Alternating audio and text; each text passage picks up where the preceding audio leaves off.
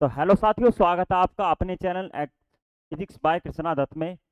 मैं आज आपके सामने संधि की अंतिम क्लास और 7वीं क्लास लेकर आया हूं बच्चों।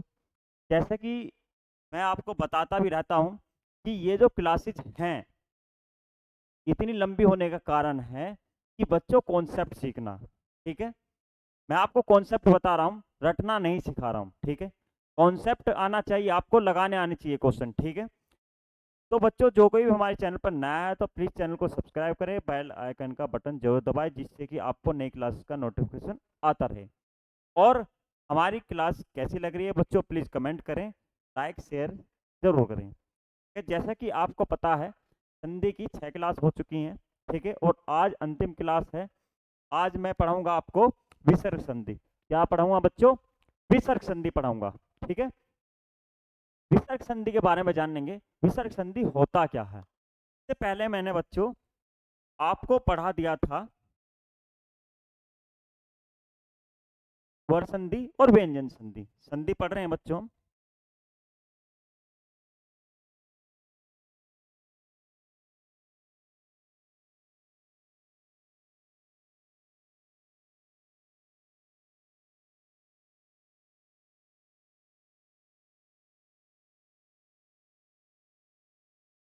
ठीक है, संधि के बारे में मैंने पढ़ा दिया था। पहली संधि होगी आपकी स्वर संधि, हो चुकी है।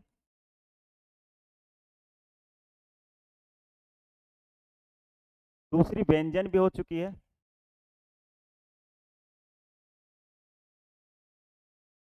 ठीक है, तीसरी चलेगी आज की आपकी विसर्ग संधि।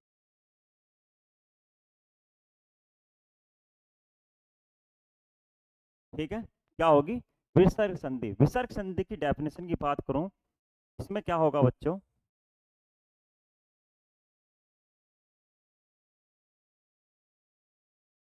विसर्ग संधि में क्या होता है? विसर्ग के साथ यदि स्वर या व्यंजन का मेल हो जाए और विसर्ग में जो परिवर्तन होता है उसको विसर्ग संधि कहते हैं। विसर्ग के साथ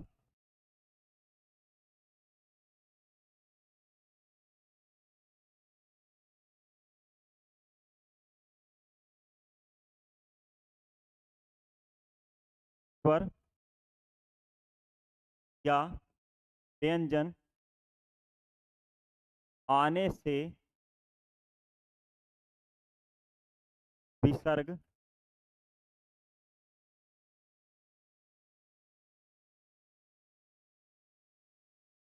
में जो परिवर्तन होता है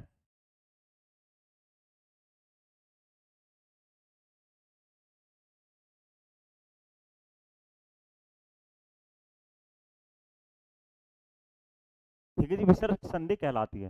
ठीक है, विसर्ग संधि का मतलब क्या होगा मैंने बताया। विसर्ग के साथ में यदि स्वर या व्यंजन का मेल हो जाए तो विसर्ग में जो परिवर्तन होगा वो विसर्ग संधि के अंतर्गत आएगा। ठीक बच्चों, चलो विसर्ग संधि के कुछ नियम होते हैं। जैसा कि मैं आपको पहला नियम बताऊं, यदि विसर्ग के साथ, बच्चों मैं उदाहरण पहले ही ले आया हूं। ठीक है, ये क्या होगा, मैं बहुत सारे उदाहरण करा सकता हूं। ठीक है, मैं बहुत सारे उदाहरण करा सकता हूं, क्योंकि उदाहरण मैं सोच रहा हूं कि और ज़्यादा करा सकूं। ठीक है, पहले क्लास में मैंने कम उदाहरण कराए थे, तो मैं और ज़्यादा उदाहरण लेकर आया हूं आपको समझने के लिए। ठीक है, पहला नियम क्या कहता, यदि विसर्ग के साथ, ठीक है, विसर्ग के साथ च या छ आ जाए। ठीक है, विसर्ग के साथ च या छ आ जाए तो विसर्ग का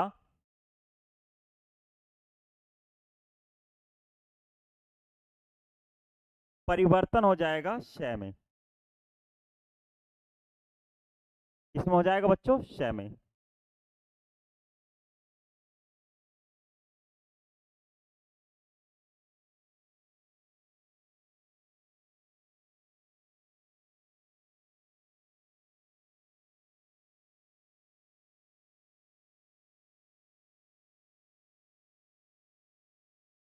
क्या बताया था बच्चों? विसर्ग के साथ यदि च या छ आ जाए तो विसर्ग का परिवर्तन किस में हो जाएगा?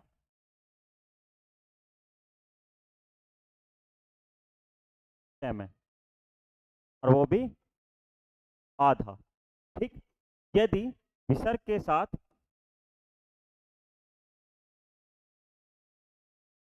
तय या ठ आ जाए तो फिर क्या होगा? तय या ठ आ जाए तो विसर्ग का बच्चों क्या हो जाएगा? आपका तय षटकोण हो जाएगा, वो भी आधा। क्या हो जाएगा? आधा। ये भी आधा हो जाएगा बच्चों। एक नियम यह है, एक नियम यह है, एक नियम और देख लीजिए। यदि विसर्ग के साथ भाई चैच है, टैट है, तय या ठ आ जाए, क्या आ जाए? तय या ठ आ जाए तो क्या हो जाएगा? विसर्ग का, इसमें क्या होता है? विसर्ग का तय षटकोण में परिवर्तन हुआ था, ठीक है, वो भी आधा। ऐसे ही यहाँ पर विसर्ग का क्या बन जाएगा बच्चों? विसर्ग का श बन जाएगा, यह भी आधा बनेगा। क्लियर, समझ में आया? यदि विसर्ग के साथ च या छ आ जाता है तो क्या हो जाएगा बच्चों? विसर्ग का श बन जाएगा, क्या बन जाएगा? विसर्ग का च बन जाएगा आधा। यदि विसर्ग के साथ त या ठ का मेल हो जाता है तो श षटकोण बन जाएगा आधा। ऐसे ही विसर्ग के साथ त या थ का मेल हो जाएगा तो श में परिवर्तन हो जाएगा विसर्ग का, ठीक है जी, वो भी आधा।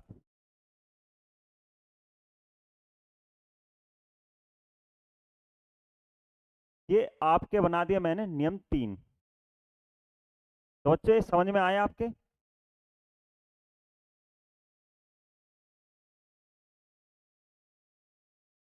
पहला नियम क्या कहता है बच्चों? यदि विसर्ग के साथ चैच है, टैट है या तैथ है आ जाए तो श। इससे क्या पता चला? विसर्ग का च या च या श में परिवर्तन। पहला नियम क्या कहता है बच्चों?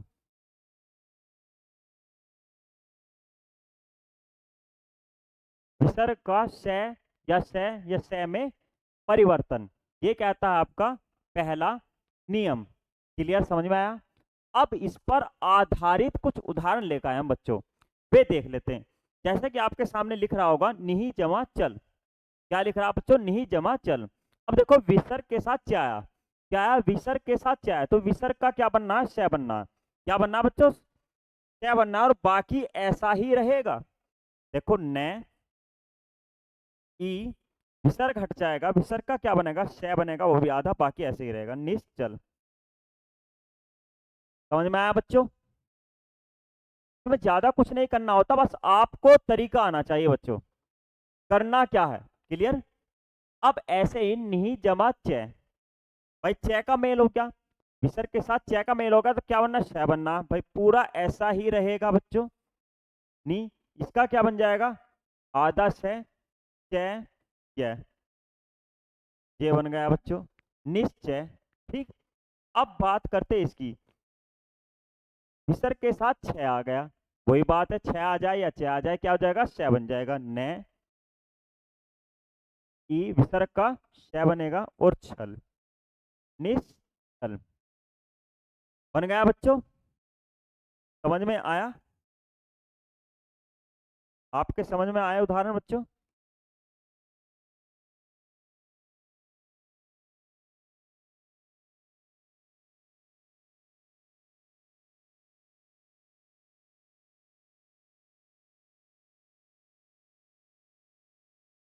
कमेंट करो बच्चों कि कैसा लगा। बस इसमें आपको कुछ नहीं करना है कि यदि विसर्ग के साथ च आ जाए, ट आ जाए, त आ जाए तो आपको क्या करना? विसर्ग का च में परिवर्तन या श षटकोण या श सपेरा, ठीक है जी, में परिवर्तन कर देते हैं, और वो भी आधा। क्लियर? आप इनको ताल लो, फिर बढ़ते हैं आगे की तरफ। और भी उदाहरण है मेरे पास, बहुत सारे उदाहरण है। जैसा कि मैंने बताया, न ई, विसर्ग के साथ में ठ आ गया, क्या आ गया? ठ आ गया। फिर पीछे देखो, ठ, ठ कहां पर ही हो रहा? ठ, तो इसका किस में परिवर्तन हो जाएगा? ट षटकोण में। किस में बच्चों? ट षटकोण में। तो अब क्या करेंगे हम? 66 कोण में परिवर्तन हो रहा है, तो न की विसर्ग का 66 कोण आधा रहेगा और ठे ऊर है, बाकी ऐसा ही रहेगा, बाकी ऐसा ही रहेगा, कोई परिवर्तन नहीं होना बच्चों। चलो यहां पर तय आ गया बच्चों। देखो मैंने बताया था पहले भी, इसमें देखो तय के साथ क्या बन रहा है, शय बन रहा है, क्या बन रहा है, तय बन रहा है तय के साथ, ठीक है। तो ऐसे यहां पर तय के साथ क्या बनेगा बच्चों, तय बनेगा, वो भी आधा, न की विसर्ग का क्या बनेगा, आधा से तय और निस्तार, क्या बन जाएगा बच्चों, निस्तार बन जाएगा। चलो अब आगे की बात करते हैं। यहां पर भी तय आया, बाकी तो बच्चों ऐसा ही रहता है, बाकी ऐसा ही रहता है, बस क्या करते हैं, विसर्ग में परिवर्तन कर देते हैं। जिस प्रकार उसके साथ कोई व्यंजन प्रयोग हुआ है, तो उसी के आधार पर उसका विसर्ग का परिवर्तन कर दिया जाता है, ठीक है। चलो जी, अब यहाँ पर तय आया तो बच्चों क्या लग जाएगा, आधा शय लग जाएगा, ये लगा दिया, और बाकी ऐसे ही रहेगा, दुस्तर। समझ में आया बच्चों। आगे देखो भाई, विसर्ग के साथ तय आया, बाकी ऐसा ही रहेगा, न मैं आधा शय तय नमस्ते। क्लियर, क्या आ गया बच्चों, समझ में आया आपके।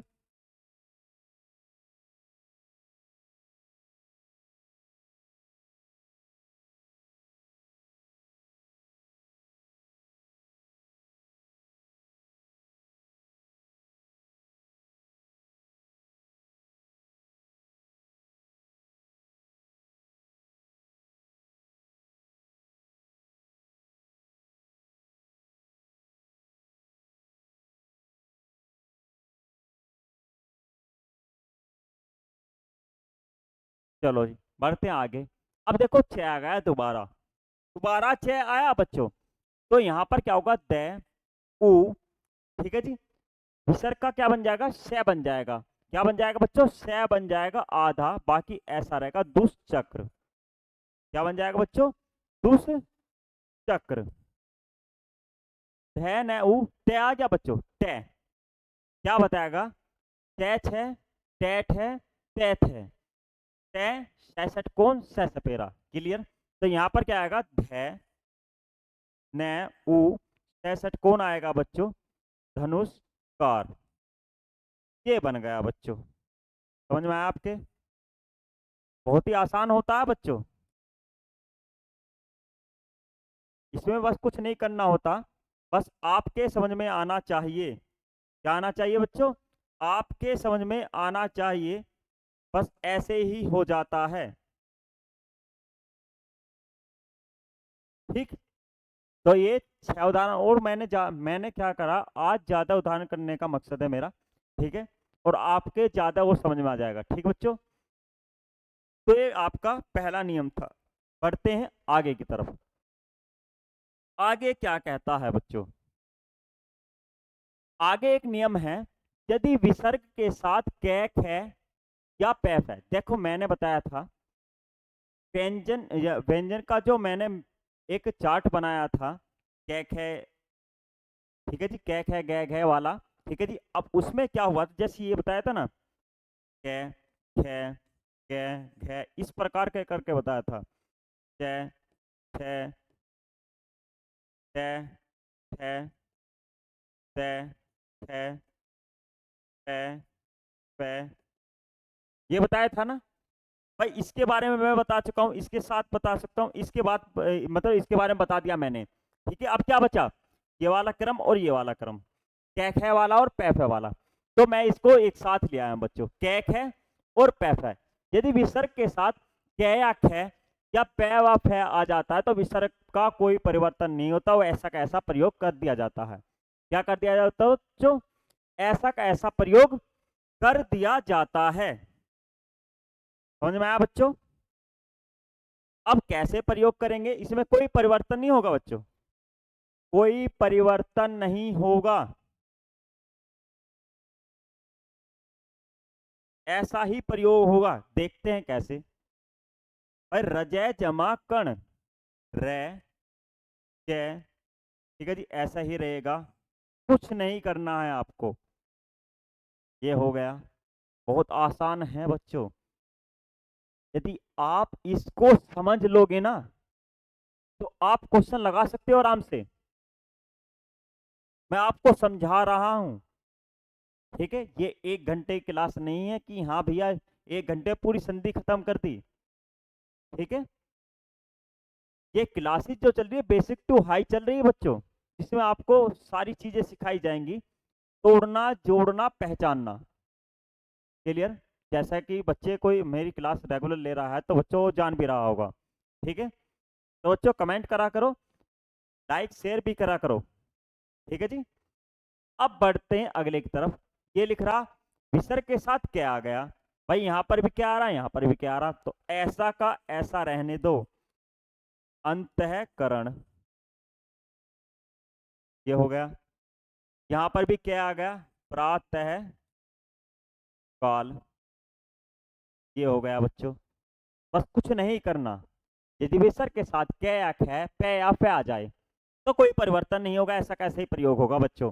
जैसे कि इससे पहले मैंने बताया, विसर्ग के साथ च छ आ जाता है तो श बन जाएगा आधा, फिर ट ठ आ जाता है तो षटकोण आधा बन जाएगा, और स सपेरा बन जाएगा आधा जब विसर्ग के साथ त या थ आ जाए। क्लियर?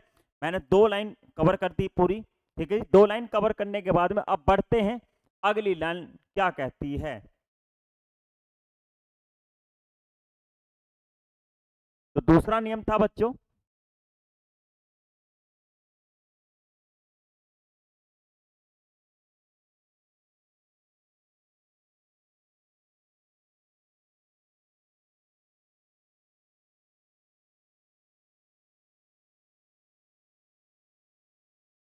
चलो अब जानते तीसरा नियम। अभी हमने कैखे वाला ले लिया, पैफे ले लिया, मतलब पूरी 2 लाइन खत्म कर दी। अब कौन सी बची, लास्ट की 3 लाइनें बची हैं, ठीक है। अब उनके लिए भी नियम लेकर आएंगे। पहले जानते हैं, इससे पहले वाले में मैंने क्या बताया था, ये तीसरा नियम चालू होगा बच्चों। इससे पहले वाले में मैंने बताया था कोई परिवर्तन नहीं होगा। तो यह भी एक ऐसा नियम है, यदि विसर्ग के साथ श तीनों में से कोई सा भी आ जाए तो बच्चा कोई परिवर्तन नहीं होगा, ऐसा का ऐसा प्रयोग कर दिया जाएगा। क्या कर दिया जाएगा बच्चों, ऐसा का ऐसा ही प्रयोग कर दिया जाएगा, कोई परिवर्तन नहीं होना है।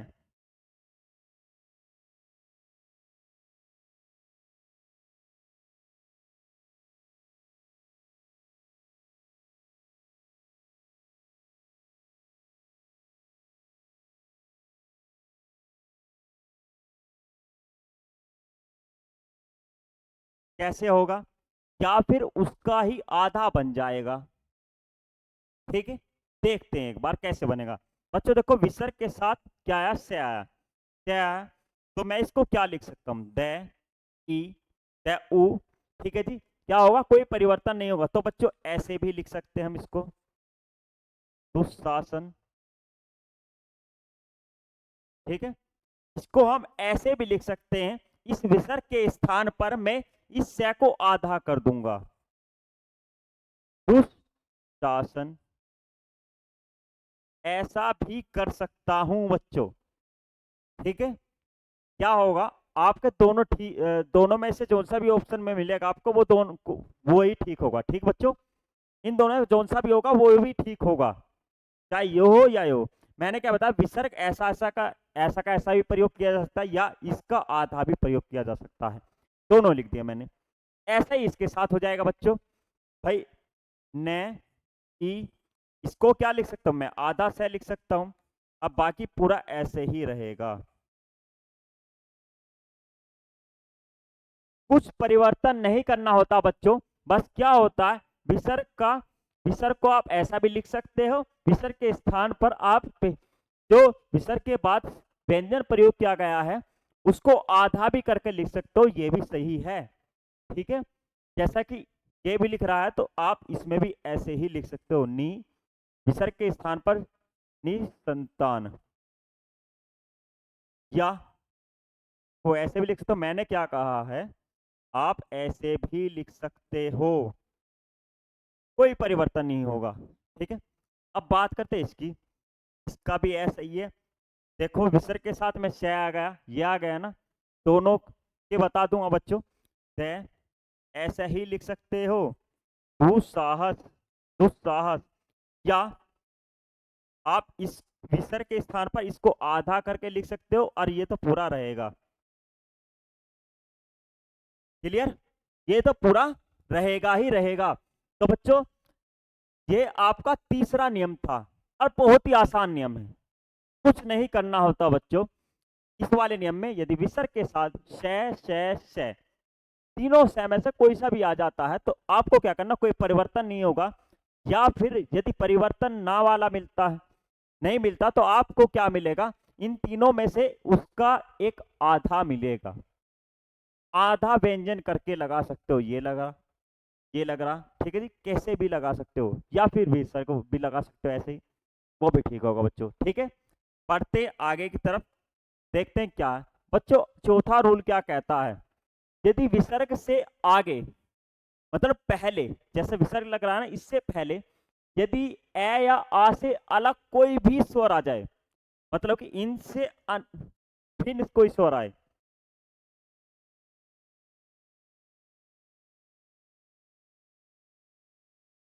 ए या आ से भिन्न कोई स्वर, ठीक है जी, और प्लस वर्ग का तीसरा या चौथा, मैंने क्या बताया था, तीसरा या चौथा, मैंने क्या बताया, पहले और दूसरों के साथ मेल करा दिया विसर्ग का, तीसरा चौथा पांचवा बचा था, तीसरा चौथा मैं ले आया, और ये और ये रे ले वे भी ले आया हूं, ठीक है। और इनके साथ क्या रूल बनता है, तो क्या हो जाएगा, विसर्ग का आधा रे में परिवर्तन हो जाएगा। क्या बच्चों, विसर्ग का आधा रे में परिवर्तन हो जाएगा। ये आपका चौथा रूल है बच्चों, क्या है, चौथा रूल है। ये देखो बहुत ही आसान रूल है बच्चों।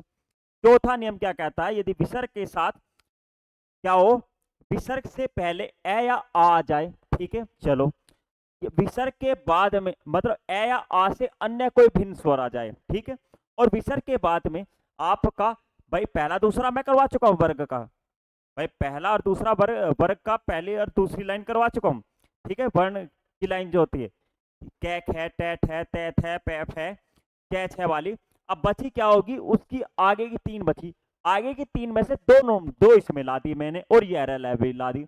इसमें क्या होगा, यदि ये आ जाता है तो विसर्ग के स्थान पर बच्चा आधा रे लग जाता है। क्या लग जाता है, आधा रे लग जाता है, वो देखते कैसे लगेगा। अब यहां पर ये रहा दुहु जमा उपयोग, क्या दुहु जमा उपयोग, बच्चों देखो ए या आ के स्थान पर कुछ और आ गया, तो इसका विसर्ग का बन जाएगा रे, क्या बन जाएगा बच्चों, रे बन जाएगा, तो दे उ विसर्ग का रे बना देंगे ये रहा। अब बाकी ऐसा कैसी रहेगा, रे पर छोटा ऊ है तो छोटा ऊ की मात्रा, बाकी पूरा ऐसा का ऐसा ही लिखा जाएगा, ठीक है, बाकी ऐसा का ऐसा ही लिखा जाएगा। समझ में आया बच्चों, देखा आपने, भाई विसर्ग का रे बनाया मैंने, और जो लिखा था बाकी ऐसा कैसा लिख दिया। जैसा अगले में देखो, विसर्ग के साथ आ गया बच्चों, मैंने क्या बताया, विसर्ग के साथ में या विसर्ग से पहले ए या आ से अलग कुछ भी आ जाए, देखो विसर्ग से पहले क्या आ गया, ऊ आ गया, ए आ से अलग आ गया, या फिर उसके बाद में तीसरा चौथा या रे वह आ जाए, ठीक है, क्या हो जाएगा, रे में परिवर्तन हो जाएगा। अब यहां पर देखो जरा, भाई विसर्ग आ गया, विसर्ग से पहले ए आ गया, मतलब ऊ आ गया ऐसे अलग, तो क्या हो जाएगा, दे ऊ विसर्ग का रे बन जाएगा, और यहाँ पर आ की मात्रा तो आ लगा दो चार, दूरा चार, ठीक है, यदि ई लगाते तो दुराचारी हो जाता बच्चों, क्या हो जाता, दुराचारी हो जाता। चलो अब अगला देखो, यहां पर आशा लिख रहा है, भाई इसका भी ऐसे बनेंगे, नी विसर्ग का रे बन जाएगा, आ का डंडा सा, निराशा, ये आपने देखे होंगे, भाई ये शब्द देखे आपने लिखे, भाई यही तो बनने हैं, कुछ नहीं करना बच्चों। देखो यहाँ पर विसर्ग के साथ ले आ गया, ये आ गया ले, विसर्ग के साथ ले आ गया, रे बन जाएगा आधा, तो दे उ विसर्ग का आधा रे बनेगा। अब आधा रे कैसे बनाए बच्चों, ये सारे आधे बनेंगे। क्या बनेंगे भाई? लै बना दिया, लै पर आधा रै लगा देंगे, दुर्लभ। क्या बन जाएगा बच्चों? दुर्लभ। अब यहां पर ऐसी बात करते हैं, न ई क्या आ गया? निर्यात। ऐसा लिखा हुआ है, देखा आपने? निर्यात बच्चों। अब अगली बात करते हैं, फिर इसका रै बना देंगे, दुर्जन। ये चीजें देखी आपने बच्चों लिखी भाई, दुर्जन, भू जमा जन, तो दुर्जन। इस प्रकार भी हम कर सकते हैं बच्चों, इस प्रकार भी हम कर सकते हैं। बहुत ही आसान संधि होती है। तारो इनको बच्चों।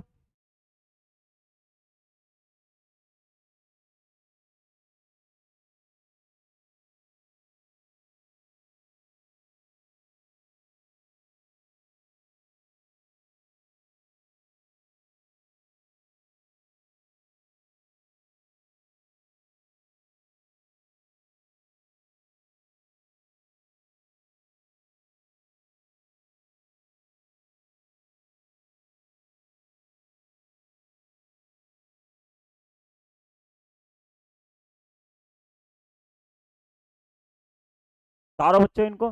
चौथा रूल हो गया बच्चों, चौथा नियम हो गया। अब इससे आगे एक और नियम है, ये आपका पांचवा नियम है। कौन सा है बच्चों? पांचवा नियम है। इसमें क्या चीज होगी? विसर्ग के साथ यदि रे आता है, यदि विसर्ग के साथ रे आता है, तो विसर्ग से पहले वाली मात्रा दीर्घ बन जाएगी। क्या बन जाएगी बच्चों? ठीक है जी। विसर्ग के बाद यदि रे आता है, तो विसर्ग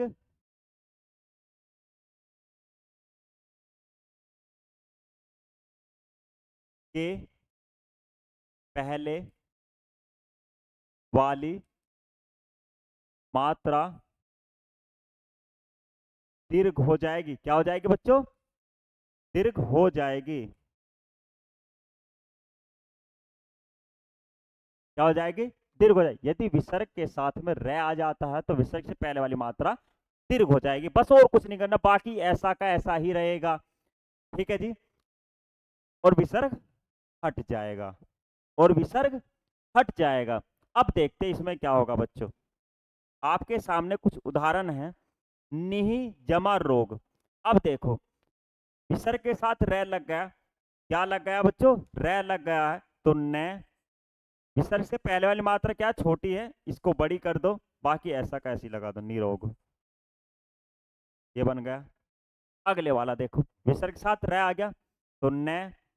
छोटी को बड़ी कर दो, रे जय। ये बन गया। जैसा नीरस लिख रहा है, छोटी को बड़ी कर दो। ये बन गया बच्चों, बन गया। क्लियर?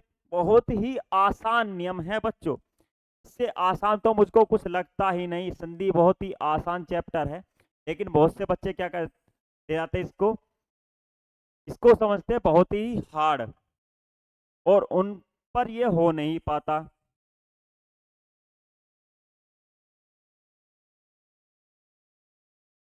तो बच्चों, ना होने का कारण यह है कि आप उसको समझते नहीं हो। जहां पर भी पढ़ते हो आप, वहां पर समझते नहीं हो, तुक्का मारने की कोशिश ज्यादा करते हो। तुक्के से नहीं होता बच्चों, कॉन्सेप्ट आना चाहिए, उसको लगाना आना चाहिए, तरीका आना चाहिए। ठीक है? और मैं इन क्लासों में तरीका ही सिखा रहा हूं। ठीक है? तुक्का नहीं मानना है, तरीका सीखना है बच्चों। तो बच्चों, ये आपका नियम था। ठीक है? एक और नियम है, अंतिम नियम, जो क्या क्या कहता है, यदि विसर्ग के साथ में ए आ जाए शुरू में, और उसके बाद में ए या सघोष आ जाए, या वर्ग का तीसरा, चौथा, पांचवा, या ये रह ले वह, सारे रख दिए। अब मैंने क्या भाई, शुरू में ए रख दिया, बाद में क्या रख दिया? ए भी रख दिया, सघोष वर्ण भी रख दिए, वर्ग का तीसरा, चौथा, पांचवा रख दिया। इससे पहले मैं क्या रखा था? तीसरा और चौथा रखा गया था, क्या और रह ले वह रखे गए थे। ठीक है? सघोष नहीं था उसमें। उसमें क्या हुआ था? उसमें परिवर्तन हुआ था किसका? से पहले वाले में किसका हुआ था बच्चों? यही तो है, ये वाला रे बन गया था, आधा रे बन गया था। तो यहाँ पर क्या हो जाएगा, यदि ये सारी चीज आती है तो विसर्ग और इसका ए का और आ का, इनका क्या हो जाएगा, ओ बन जाएगा। क्या बन जाएगा, ओ बनेगा कैसे, अब देखो। अब यहां पर लिख रहा मन है जमा रथ, मन है जमा रथ। बच्चों ये देखो रे आ गया, ठीक है, विसर्ग से पहले ए आ गया, ये आ गया। अब ये दोनों चीजें आ गई, दोनों चीजें आने पे क्या करना, विसर्ग को हटा देना है और विसर्ग के स्थान पर ओ की मात्रा लगा देनी है। किसकी लगा देनी है बच्चों, ओ की मात्रा। मैं ने और ओ की मात्रा लगा दो, ये रहा, बाकी ऐसा कैसे रहेगा, मनोरथ। क्या, मनोरथ हो गया आसान। चलो जी, अब देखते हैं तय पे है बल, ठीक है जी, पै फै पै। अब देखो तीसरी लाइन आ गई ना, पै फै पै बह मैं, तीसरी लाइन आ गई। तो क्या बताया, तीसरा या चौथा पांचवा आ जाए और इससे पहले ए आ गया तो कौन सी होगी, पांचवा नियम क्या कहता है, ओ की मात्रा लग जाएगी, तय पे ओ की मात्रा लगा दो, बाकी ऐसा रहेगा, तपो बल। अब यहां पर भी ऐसे हो जाएगा, भाई है आ गया, क्या आ गया, है आ गया है, फिर इसमें हो जाएगा, सगोश वर्ण आ जाएंगे, सगोश भी उसमें आते हैं, ठीक है जी। सगोश वाले कौन से होते हैं, लास्ट वाले होते हैं। जिसमें जिसने मेरे से वर्णमाला चैप्टर पढ़ा है बच्चों, वो जानता है अघोष क्या होता है, सघोष क्या होता है। बहुत ही आसान तरीके से मैंने पूरी वर्णमाला पढ़ाई है और ट्रिक से पढ़ाई है। वो यदि जिसने पढ़ी भी होगी ना, वो कभी नहीं भूलेगा यदि एक दो बार उसका रिवीजन कर लेगा तो। कॉन्सेप्ट बताया है बच्चों, और वो भी ट्रिक से। और अघोष सघोष को तो बहुत ही अच्छी ट्रिक से पढ़ाया है, ठीक है जी। अब यहाँ पर है आ गया, तो मैं ने ओ की मात्रा हर, मनो हर बच्चों, क्या बन गया, मनो हर बन गया। तो ये था बच्चों,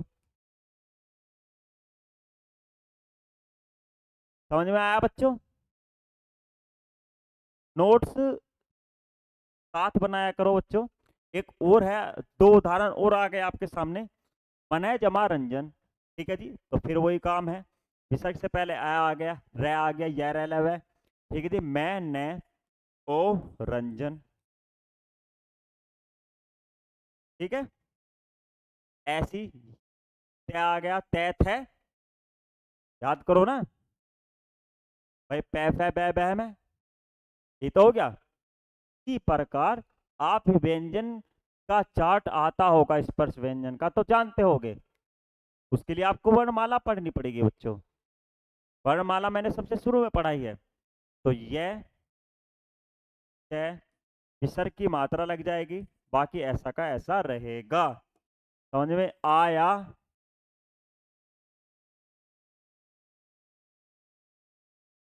तो बच्चों आपकी विसर्ग संधि खत्म हो चुकी है, स्वर संधि खत्म कर दी, व्यंजन संधि खत्म कर दी, विसर्ग संधि खत्म कर दी। और अब जानते हैं मैंने आपको क्या क्या पढ़ा दिया विसर्ग संधि में। भाई संधि पढ़ाई मैंने,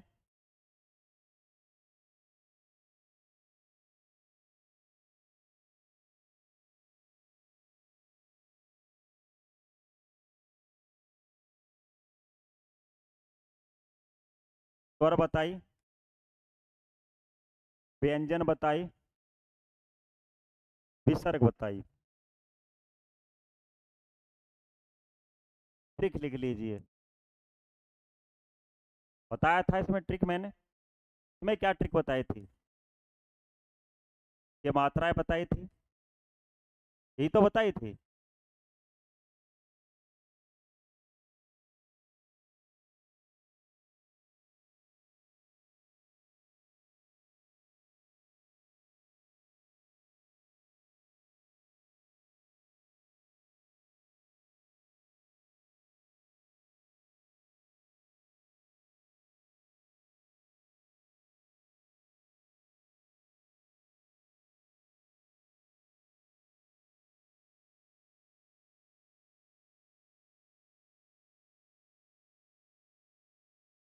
व्यंजन होता था हलंत लगा दो, विसर्ग में क्या मिलेगा आपको? विसर्ग मिलेगा। ठीक है जी, विसर्ग में क्या मिलेगा? विसर्ग मिलेगा। बस ये ट्रिक है पूरी संधि की। मैं बीच में ही बताया, मैंने यहाँ पर ही बता दिया, बस आपको पहचानने की ट्रिक बता दिए। ये मात्राएं मिलेंगी दूसरे या तीसरे वर्ण के बाद, तो वहां पर पता चल जाएगा आपको कौन सी संधि होगी। दीर्घ संधि, गुण संधि, वृद्धि संधि, यण संधि, अयादि संधि, व्यंजन संधि।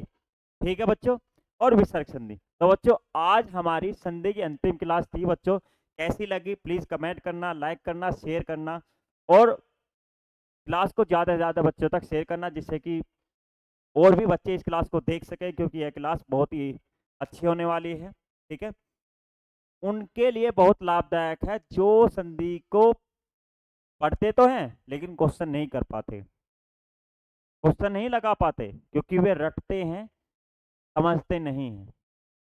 तो बच्चों मिलते हैं हम अगली क्लास में। अगली क्लास और भी बेहतरीन होने जा रही है, तो प्लीज चैनल को सब्सक्राइब करना, शेयर करना, लाइक करना। तो धन्यवाद बच्चों, मिलते हैं नेक्स्ट क्लास में।